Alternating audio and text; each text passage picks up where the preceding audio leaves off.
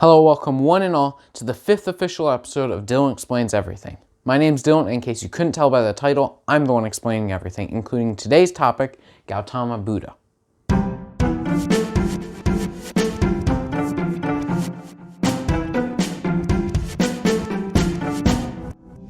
I'm going to be running through a lot of facts, so if you're curious as to where I get my information, check the description below for a list of links. Before we get started, I wanted to point out that from now on, including today's episode, every 5 episodes will be a guest script that I then edit and turn into the video that you see right now. Gautama Buddha was born in 563 BC. At the time, in India, most of the philosophical views that were made in India were present, and it influenced people's lives in very serious ways, which is exactly what they wanted. Back to Buddha. He was said to be very compassionate, tall, strong, handsome, and smart.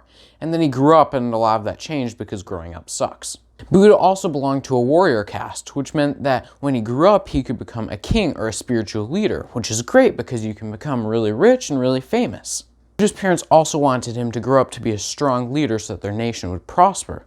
In order to keep him strong and powerful, they never let him go outside to see the horrors of the real world, meaning he was never able to actually leave the palace.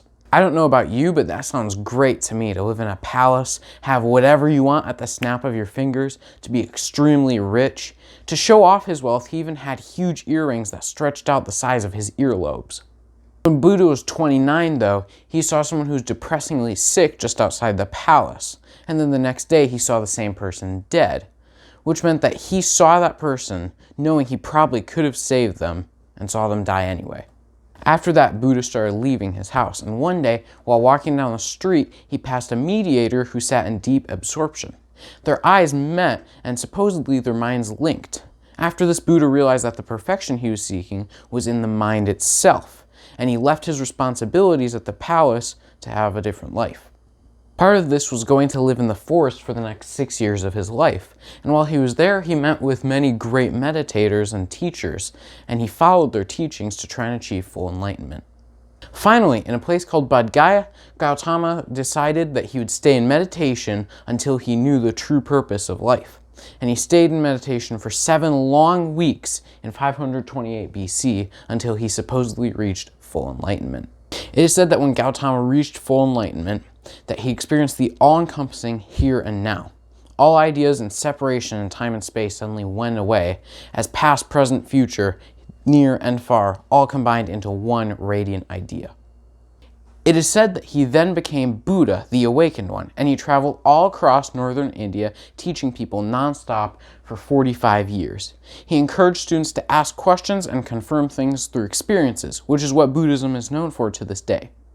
As of 2010, there's 488 million followers of Buddhism, and their main goal is to achieve nirvana, a transcendent state of no self, suffering, or desire that releases you from the effects of karma, which controls what you reincarnate as when you die, whether you were good or bad in your lifetime.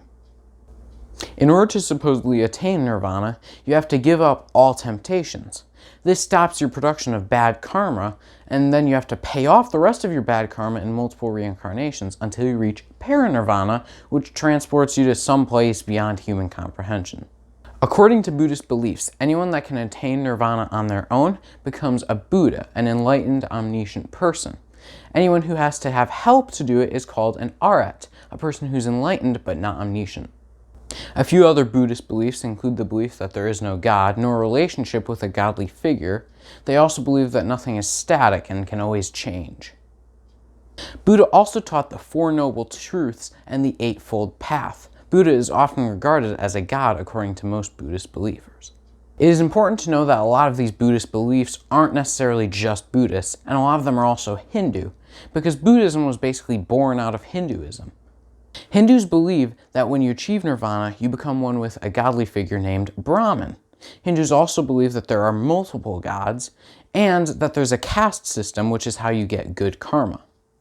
It is unknown what Buddhism's afterlife is and what happens once you achieve parinirvana, but this is all important because you need to know the differences between Buddhism and Hinduism so that you know which one's which when you're talking about them.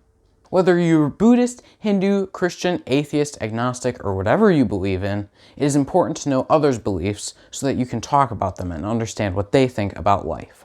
With all that being said, I hope you enjoyed today's video. If you did, feel free to click subscribe to see more like it, and click the like button to let me know you did like it.